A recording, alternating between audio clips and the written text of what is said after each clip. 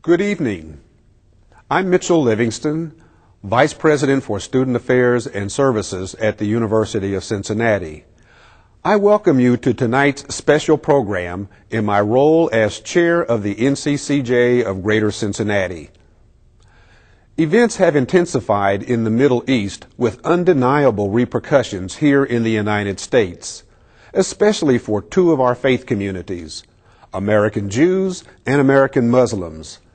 Both have strong family, cultural, and religious ties to this troubled part of the world.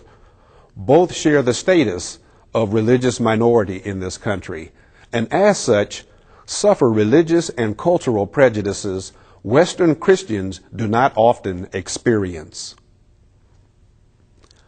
With the war in Lebanon and Israel, with the protracted violence and casualties in Iraq, and with the ongoing threat of terrorism worldwide, I believe most of us are experiencing great anxiety, some of us outright fear. Such emotions are very natural under these circumstances. They can, however, undermine our fair-minded assessment of current events. They can cause us, in the absence of much-needed additional perspective, to be narrow and biased in our thinking, and even lead to unfair treatment to others. As members of the Greater Cincinnati community, we need to promote respect and understanding among all groups. We as American citizens have a duty to see through a broader and sharper lens, one that considers the views and perspectives of everyone, and one that sees deeply into all human beings in search of their common humanity. At anxious times such as these, we are challenged to confront prejudice wherever we see it, and to urge tolerance and respect and fairness for everyone in our society. It is in this spirit the National Conference for Community and Justice and CET have teamed up to provide you with this evening's program, Jewish-Muslim Relations, a Cincinnati Perspective. As viewers of tonight's broadcast, you will have just one assignment: to listen with an open heart and an open mind. It is events like these that make me proud to be a member of the CET Board of Trustees and the chairperson of the NCCJ. It also reaffirms my belief that we can be the change.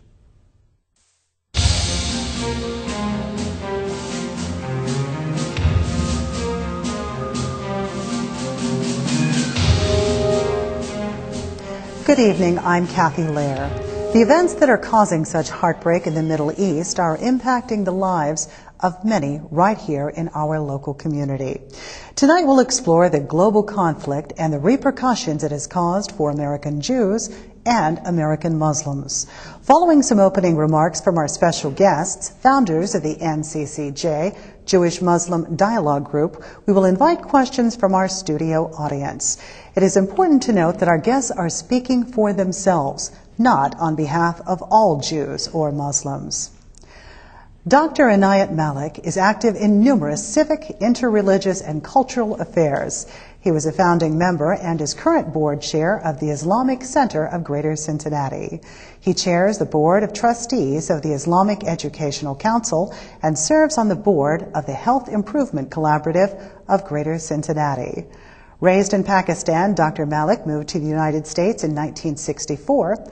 A Muslim, he is the first of his faith to preside over the local National Conference for Community and Justice in its 62-year history. Jerome Teller is a senior partner with the law firm of Katz, Teller, Brandt, and Hild. He serves as current national board chair of the Hebrew Immigrant Aid Society, the nation's oldest refugee resettlement agency. In 1913, Teller's father arrived in this country as an immigrant from Europe. Teller is highly involved in the Jewish community, nationally and locally. He is a past president of the Jewish Federation of Cincinnati and is a board member of the National Conference for Community and Justice. Welcome, both of you, to the program. Let's start with some opening remarks from Mr. Teller.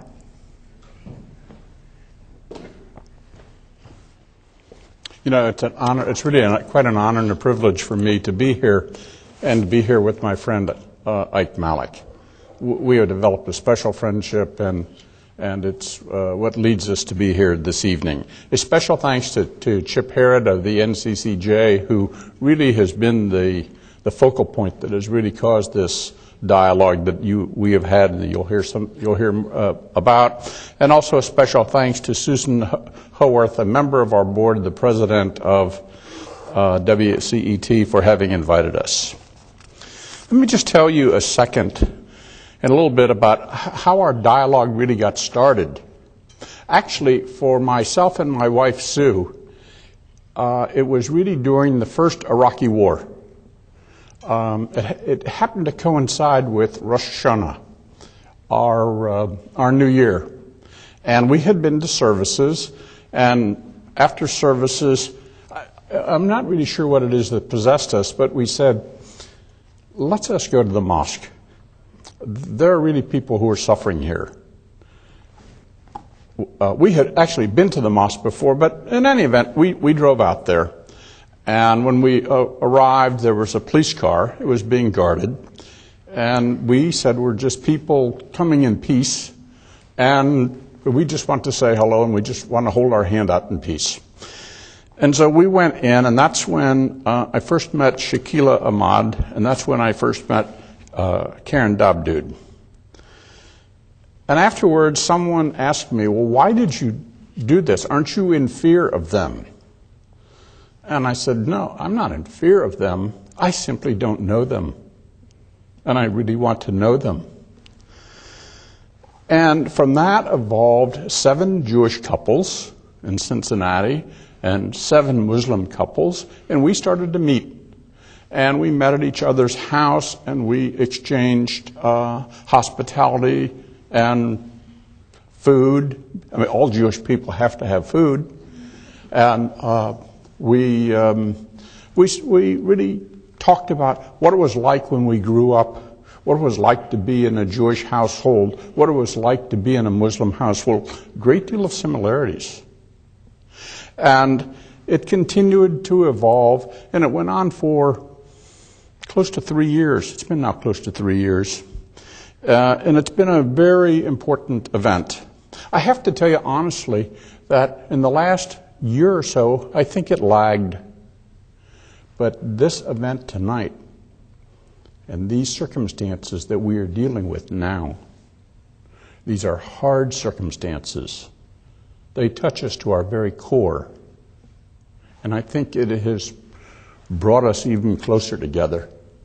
And we really understand the importance of what we're doing. For me, it also has a religious significance, because in the Jewish faith, one of our 613 commandments is to welcome the stranger. And to us, they were strangers, and we have welcomed them. When we talk about what is my fear as an American Jew today, and what am I concerned about, it starts with President Ahmadinejad, the president of Iran. He has publicly declared, and he has repeated, that the Holocaust, the genocidal suicide of 6 million Jews, was a myth and grossly exaggerated. And he has stated an unambiguous intent to annihilate the state of Israel and his hatred for the Jews. I believe that he is deadly serious. Iran, with its ally Syria, is putting its words into action through its proxy Hezbollah.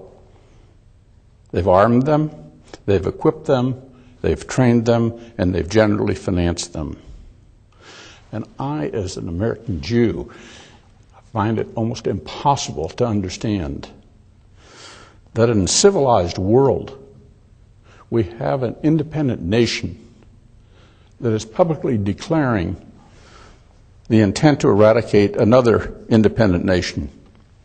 That is totally unacceptable, and I am sure that that is equally unacceptable to my friend Ike Malik and to all of my Muslim friends here.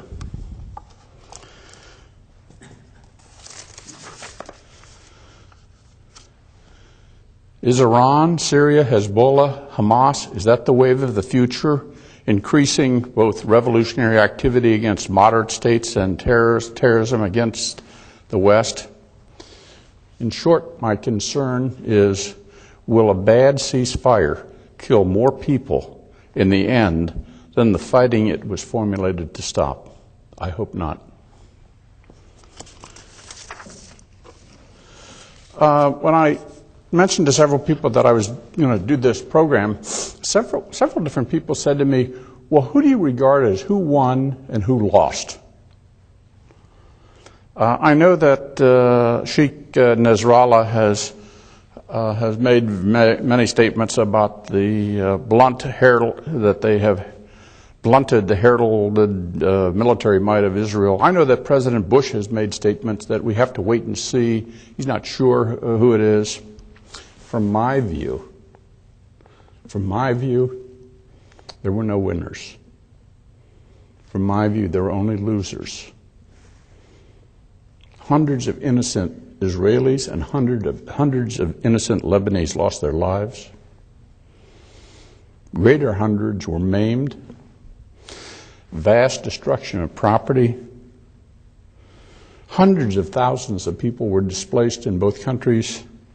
Children spent time in bomb shelters. In my community and in Israel, our hearts go out to the Lebanese. With such an incredible human tragedy on both sides, any talk about winners or losers is simply unthinkable to me.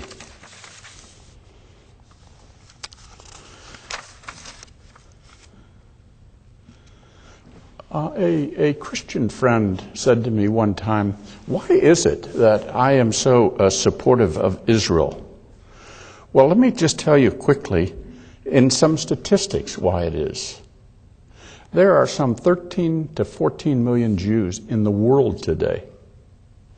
Of those, approximately 5.5 are here in the United States, approximately 5.5 are in Israel, and the rest are dispersed around the world. The realities of, and I said to her, I'm concerned about a safe haven. And she said to me, what do you mean by safe haven?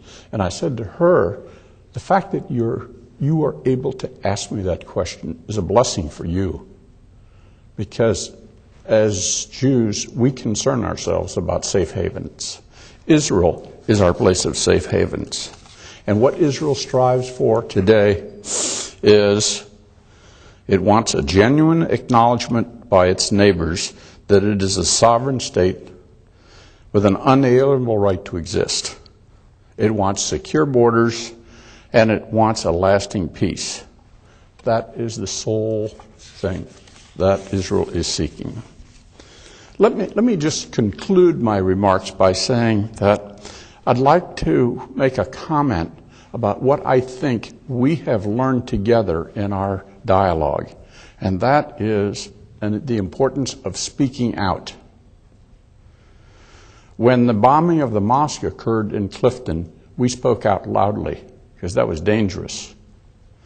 When there was a killing of a member of a staff of the Jewish Federation in Seattle by a Muslim, Malik, and the whole Islamic community and Muslim community here spoke out.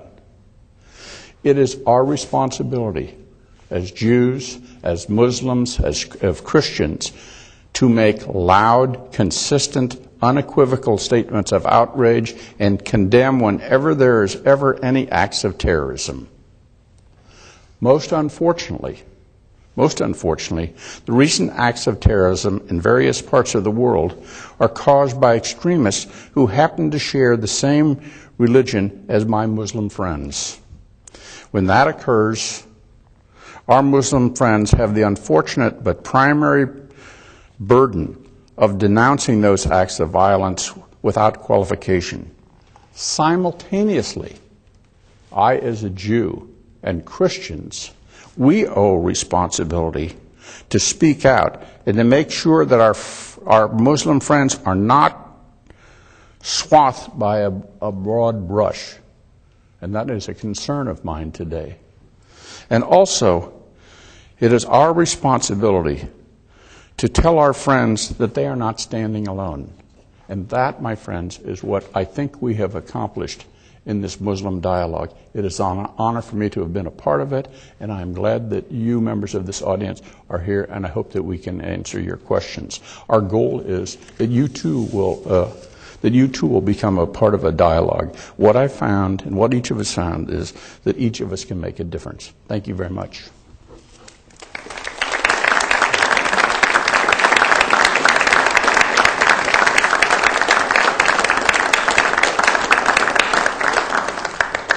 Dr. Malik?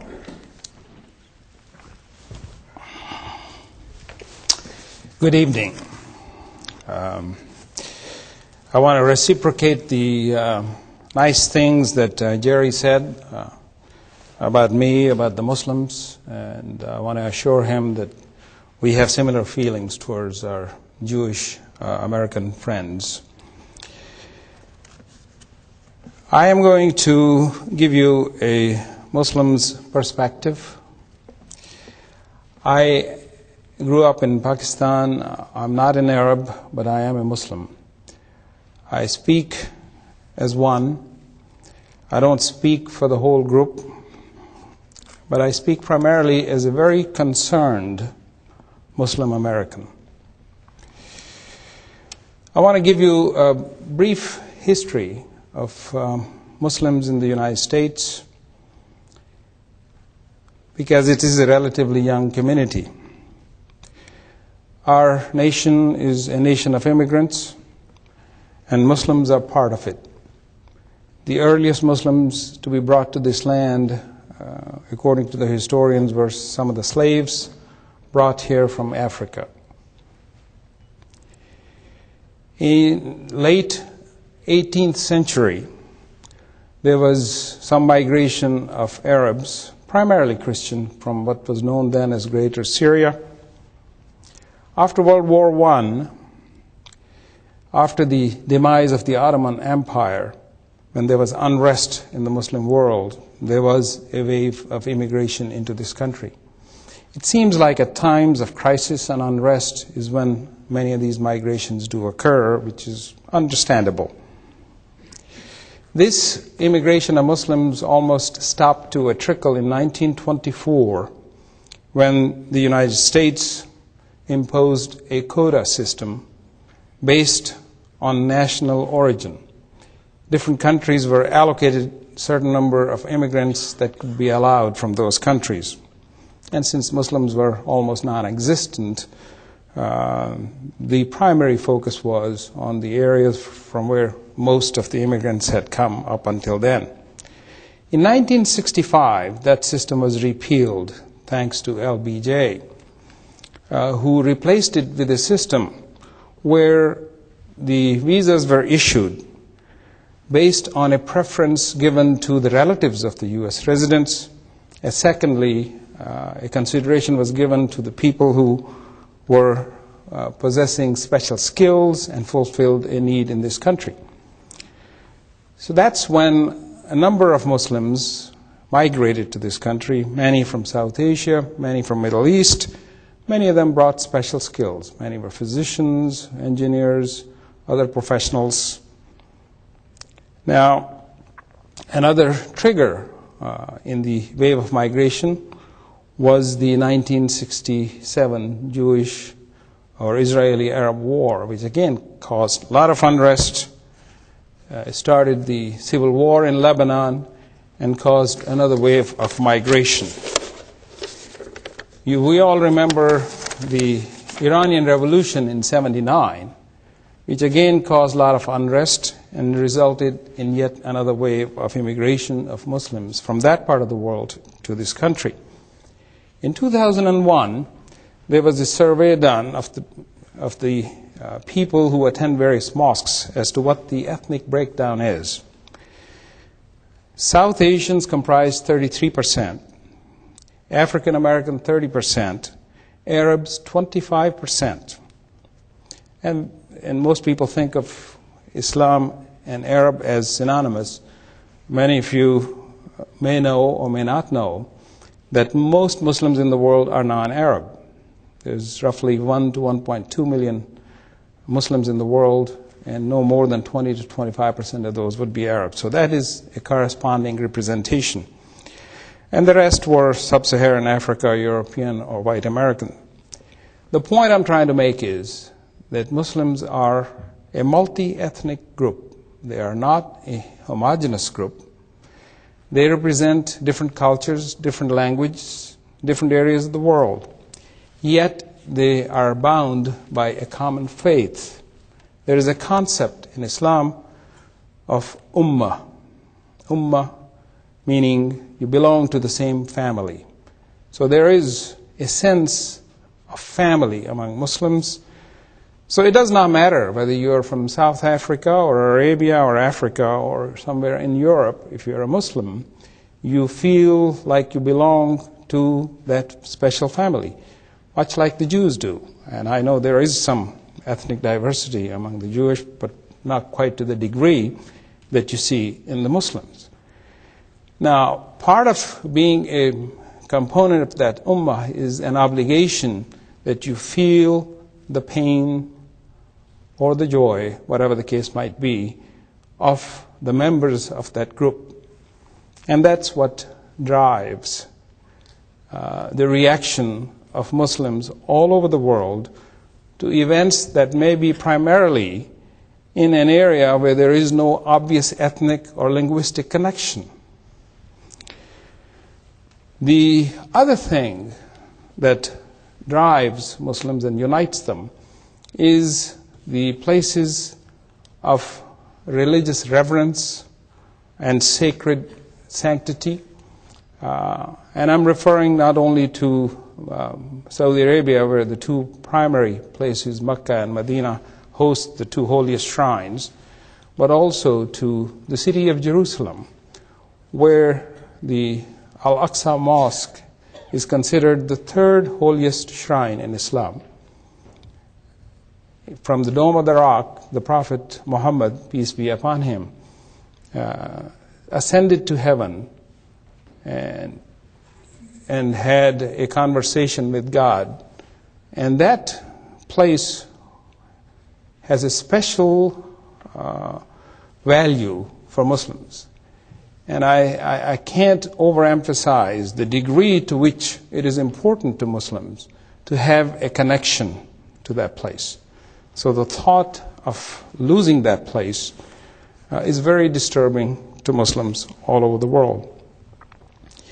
To understand the difficulties in the Middle East, I will simply enumerate some of the things that may have been a key factor. One was the creation of Israel and the circumstances in which it was created.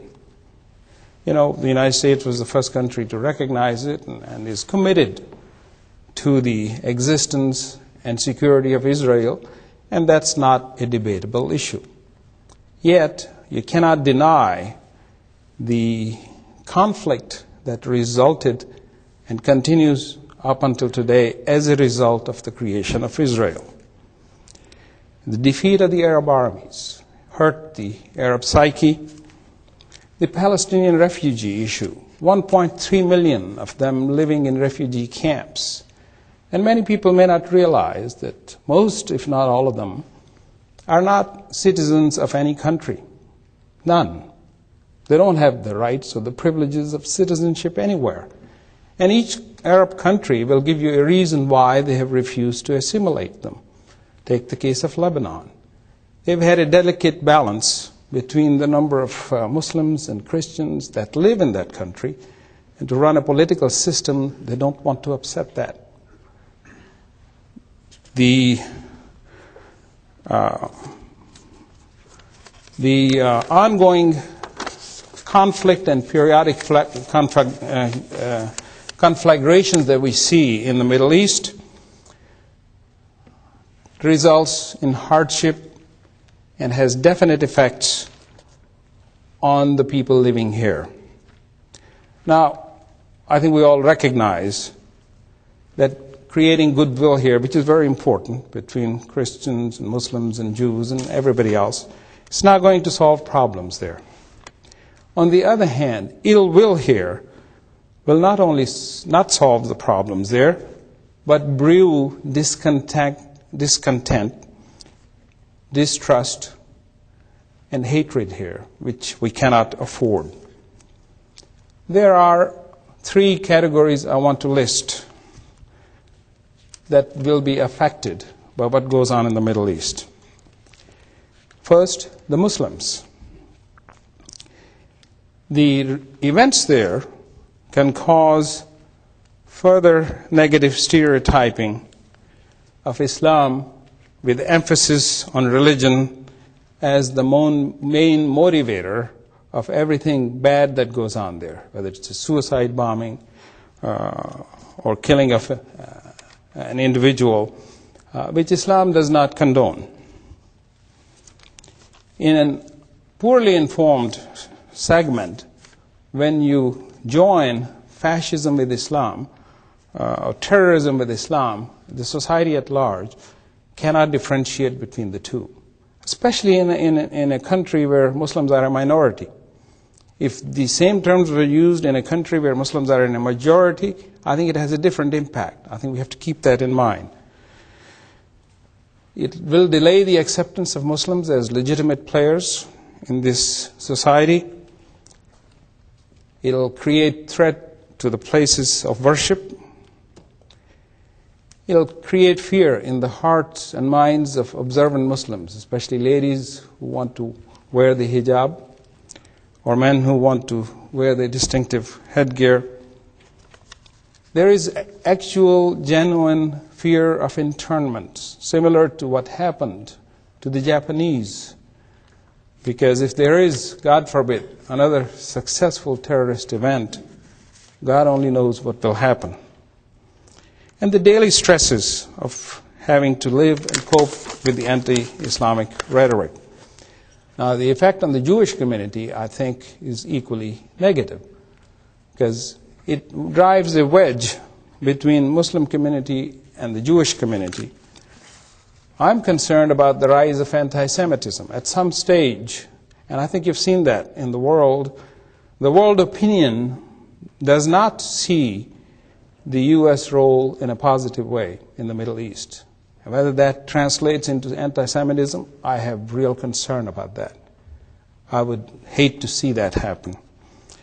As far as all of us are concerned as Americans, I think we could pay a dear price. The oil, for the most part, comes from the Middle East. If that gets disrupted, it will have some serious consequences in this country. And I think the new generation that's coming up in the Middle East is growing up in an environment of stress and in an environment where I think we may see a fertile ground for recruitment of people who can be exploited by ill-guided individuals for their own political purposes. And not the least, I think the deleterious effect we see is our own desensitization, our own dehumanization in a way. We become immune to seeing killing of innocent civilians like they were toys in a game. And I think that probably is the most serious effect. We are becoming callous. We don't care. I know my time is up, but perhaps we'll address some of these in your questions. We do want to continue the mutual dialogue that Jerry talked about. I think it's been a richly rewarding experience for those of us on the Muslim side, as much, if not more so, than it has been on the Jewish side. And again, thank you all for joining us tonight.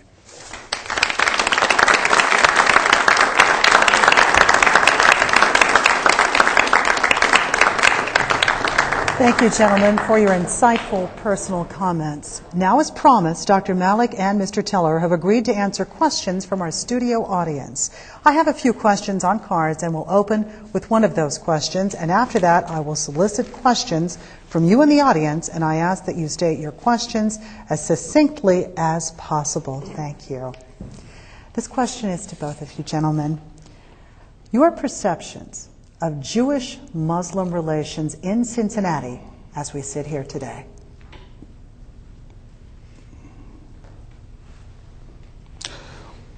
I think the Muslim-Jewish relationship is in a state where it's well and alive as far as its future is concerned. And thanks in no small measure to people like Jerry, people like Jack and Mary Bob Rubenstein who are here, the Colasars, of course, Danny Hoffheimer, people of that ilk who have the courage to step forward and share ideas, reach across the table, trying to understand one another. You know, somebody said once that in order to know a person, you need to walk a mile in his shoes. In order to do that, you first have to take your own shoes off. And that sometimes is the most uncomfortable part. And I think that's what this dialogue has allowed us to do.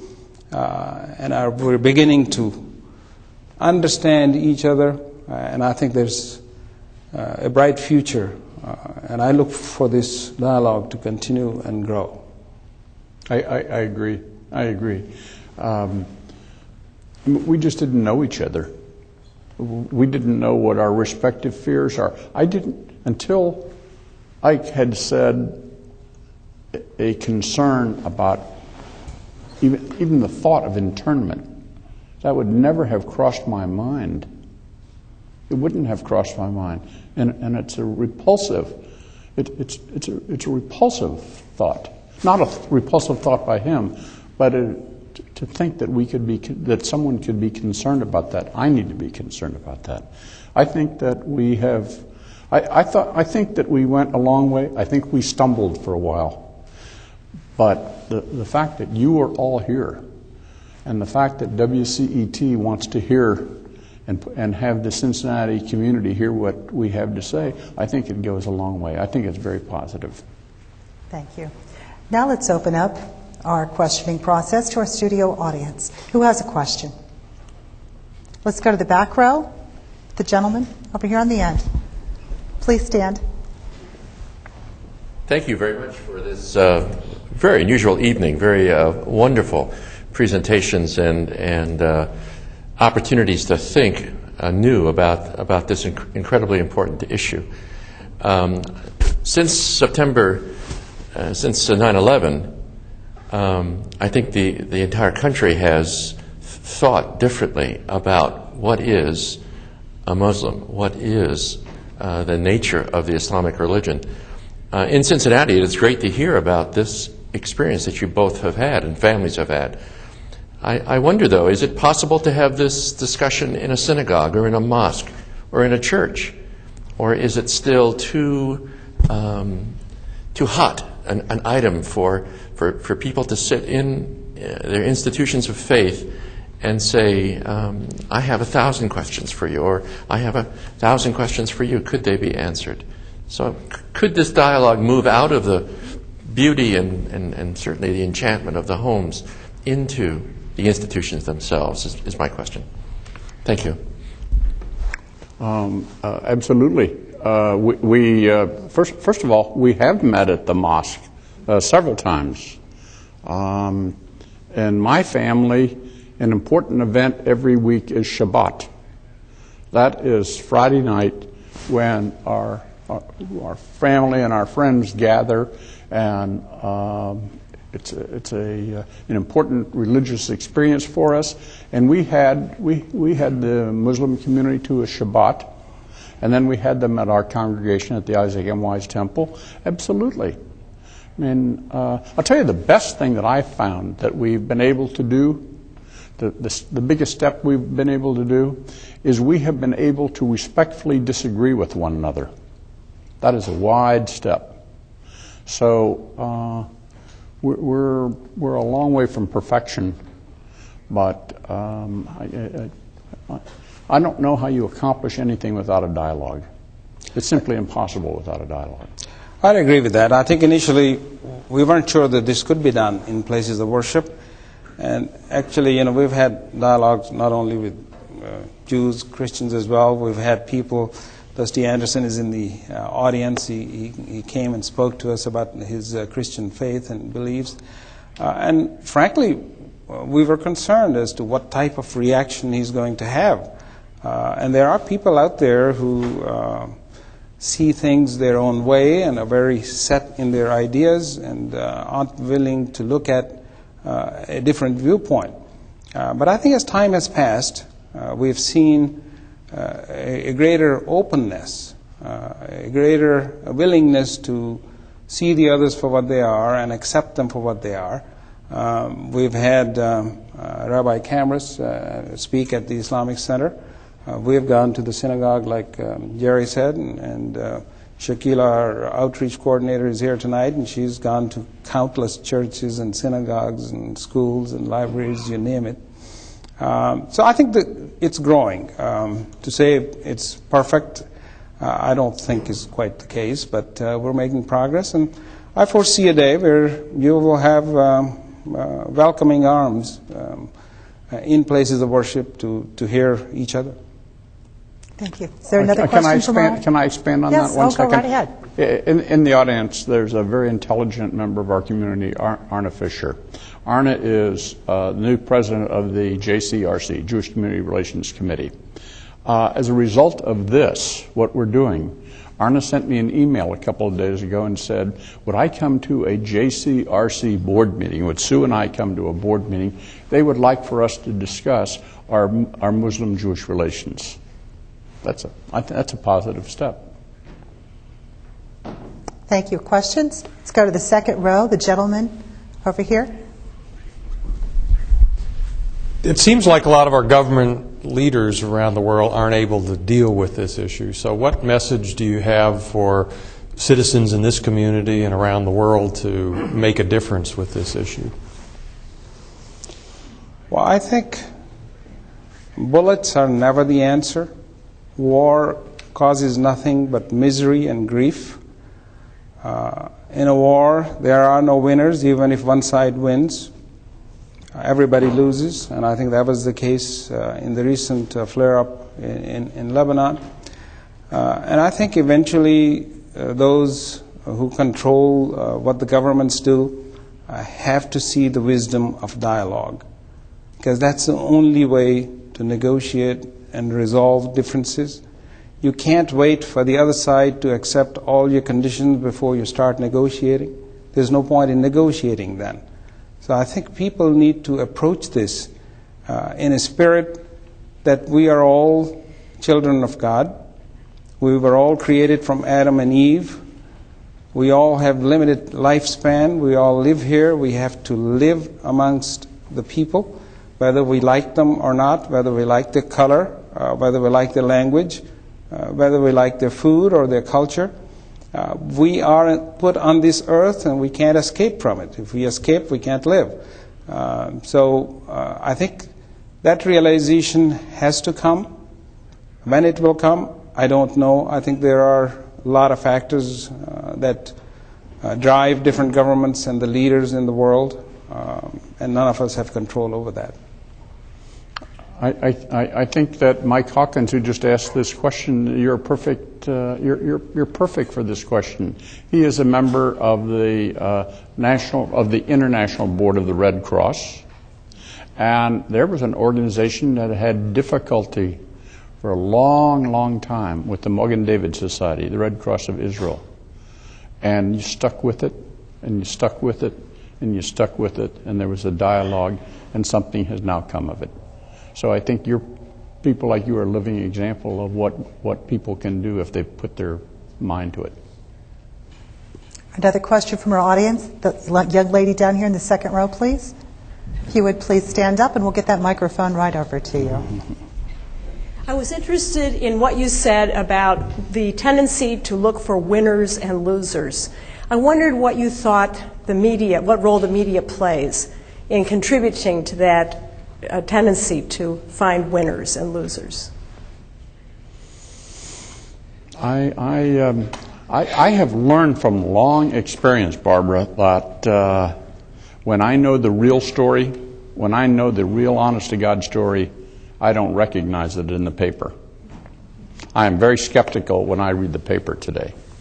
A good example was the illustration with Reuters.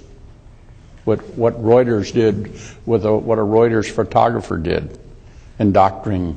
I need not spend a lot of time going into this, but that was an illustration. No, I think I don't think that the news has helped this. I don't think the news media has helped this situation. I think it's helped inflame it. I think the media wants to sell advertising, and we have to remember that. And I don't think anything is sacred.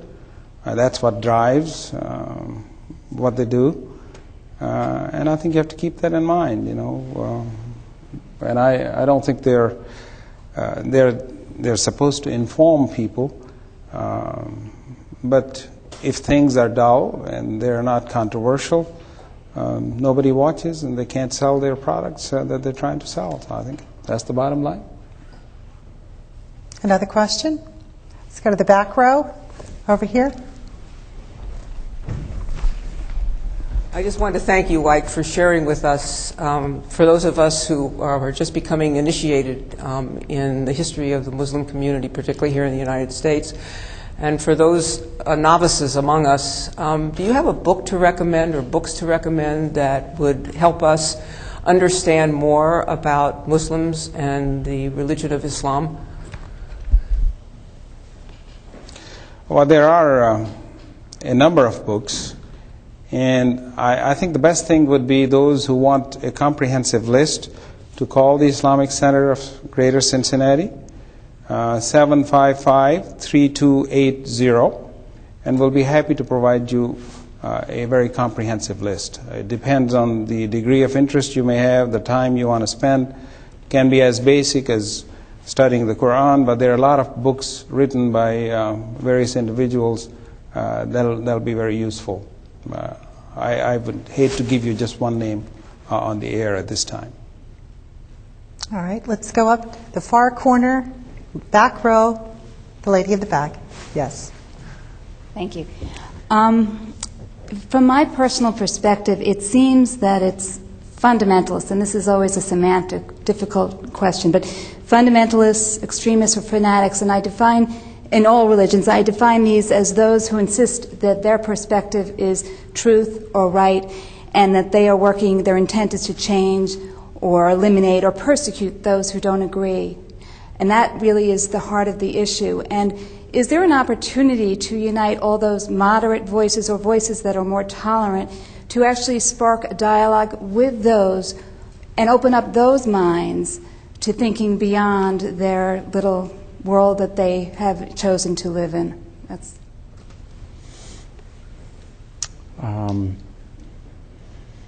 I think that our country would be well served to consider the economic issues.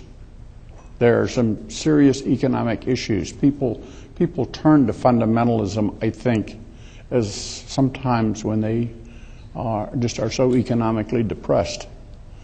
I remember one time I had a business interest in Israel, and I remember touring, and we went to this a sewing factory. They were making women's bras, and there were 6 women at the table, and they were all making it. They were working as a team, and one was an Arab, and one was a Druze, and one was an Israeli, and one was an Ethiopian, and one was an Israeli. And the owner, who was helping me go through this factory, said, they don't see any difference about anything. They're a team. They have a purpose of being together. So I think that we ought to consider that aspect of it also. I haven't read anything about this, but this is my personal belief. I mean, how you deal with individual extremists, tough question beyond my ability. Thank you. Let's go to the second row. The gentleman right over here. Fifth, yes, you.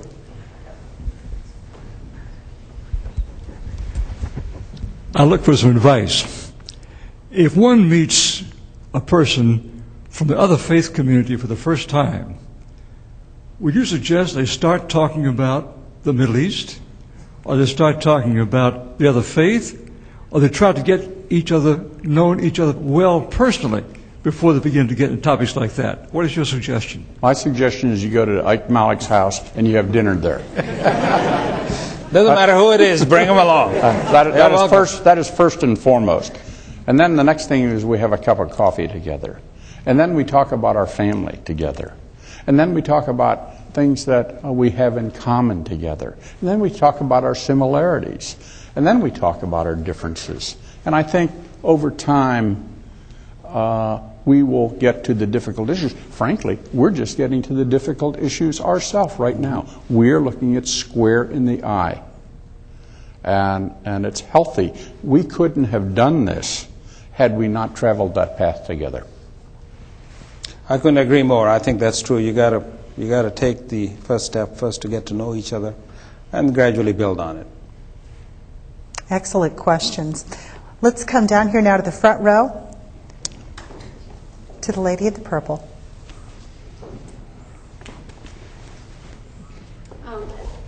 Building on what you were just talking about the difficulty of building these relationships and how long it takes, and looking at the situation in Israel and Palestine and the very difficult situation that we find there between two groups of people, what would you recommend as a way to get this kind of a dialogue started over there so that people can come to see each other as human beings and not just as enemies?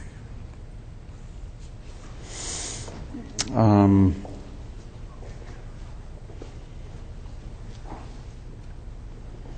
mean, right now, it just has to simmer down. Right now, it's too hot. Right now, people have lost loved ones, people have lost properties, people have been displaced. I don't think that the timing for that kind of a dialogue is right now. I hope and pray that the truce works. Personally, I'm pessimistic about it. I'm not convinced that we have seen the end game here, and it's not a game. But ultimately, I agree with Ike. This issue will not be resolved militarily. It will be resolved ultimately by a dialogue. And what it will take to get it there, I simply do not know. But I believe, personally, that will be the end solution. I think it's a difficult thing to do, especially given the history, almost 58-year history of conflict that they've had. On the other hand, sometime when both sides are a little tired, fatigued, exhausted, it's probably not a bad time to start talking and say, we can't go on like this. There is no end in sight. We got to change our philosophy. And I think in that capacity, you need an honest broker, somebody who will intervene and knock some sense in on both sides. And I think the United States is the only superpower in the world left. They have the ability and the capacity to do that. In my own personal opinion, they have fallen short the last few years. Whether that'll change in the future remains to be seen. Another question? Let's go over here, the gentleman third in from the bottom row. Jerry and Ike, thank you for your wisdom. But allow me to offer you a Chinese wisdom also. And it is this: he who draws the sword shall perish by the sword. And my question and my hope is that we can take this message of the futility of war and the desirability of peace and love among human beings beyond this studio and onwards and out to the world. And I'd like to hear your thoughts on how this can be done.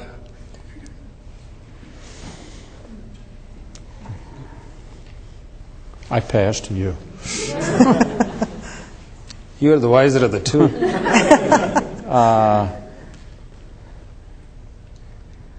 How can they convince them that militarily they need to cease doing what they're doing? The futility of war itself, that there's a better way than drawing the sword. Well, I think for openers, you have to stop. Shooting missiles and rockets. I think and I'm looking at this is from my Jewish perspective. By the way, I said the other day, one of the benefits that I have is my prism is different now. I am a dedicated American Jew. I'm an American and I'm Jewish. But I looked at things through that prism. Through this dialogue, my prism is different. I see and relate to the issues involving my Muslim friends, and they are serious issues. And I have said several times, it must be very difficult today to be a Muslim in the United States. Could not possibly be easy. Now, how we will... this is such a complex issue. There's issues of oil. There's issues between radical Shiites of Syria and Iran and Sunnis of Saudi Arabia and Jordan and Egypt. There are so many intertwined issues that are going on in the Mideast today. There is no simple answer to a complex problem like this. It is an enormously complex problem, and the world needs to pay attention, because if the world doesn't pay attention, it's going to explode. I agree, but I also feel like there are things that can be done. I think economic incentives are a strong driving force for both sides to come together. I think emphasis on negotiations, emphasis on respecting a democratic process, even though we may not like the end result, at least if we are going to encourage democracy in the world, and if elections occur someplace and the end result is something we don't like, I'm not sure the answer is to try to destabilize that. I think you have to reach out and deal with them in the areas that you can see fit. You don't have to compromise on your principles. You condemn acts of violence, terrorism, yet you don't ignore the legitimate needs of the people at the same time. I think there are lots of things that can be done. And again, I come back to the United States playing a role in that, because I think if they don't, I'm not sure the two parties will by themselves. Another question? Let's go over to this side. Next to the top row, gentleman in the striped shirt.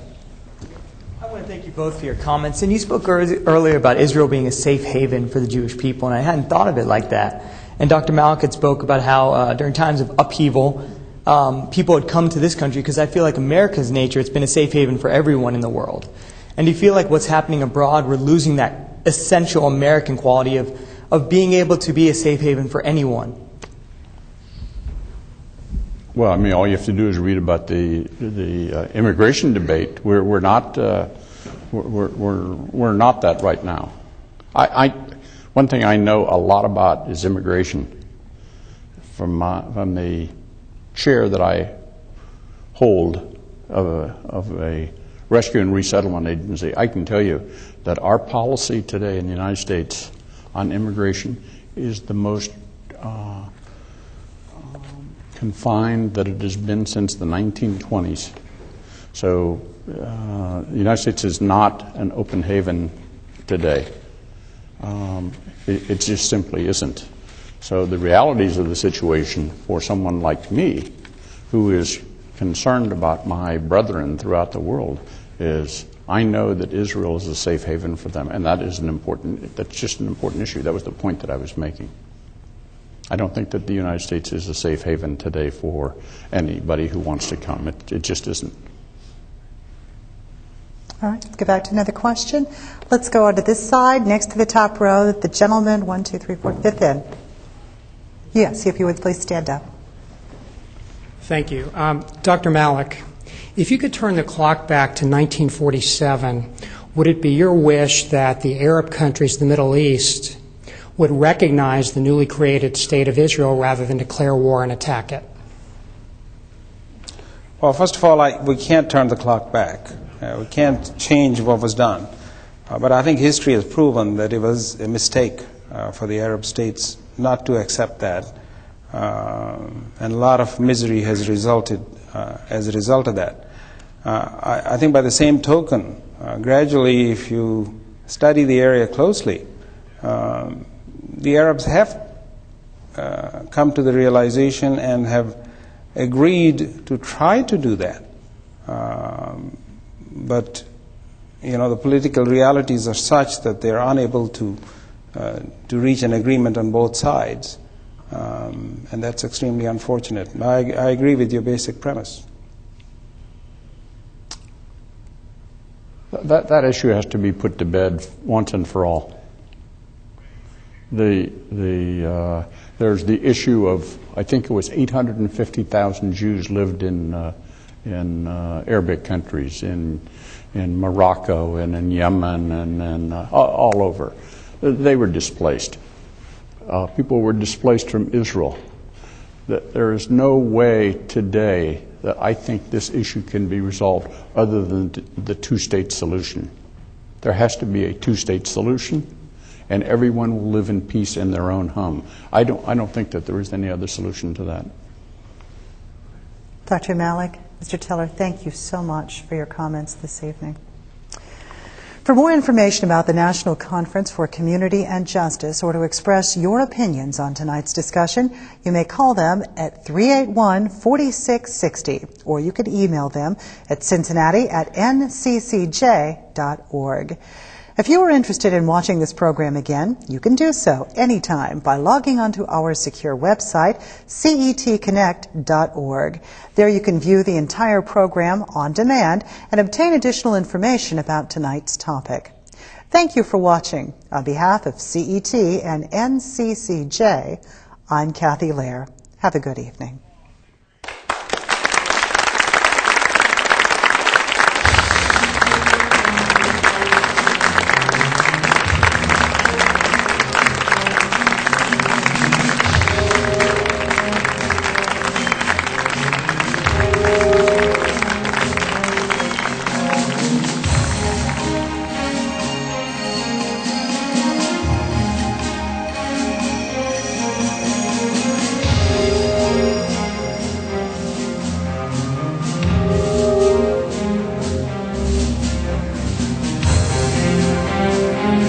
Or rebroadcast of this copyrighted program or portions thereof is prohibited without the express written approval of CET.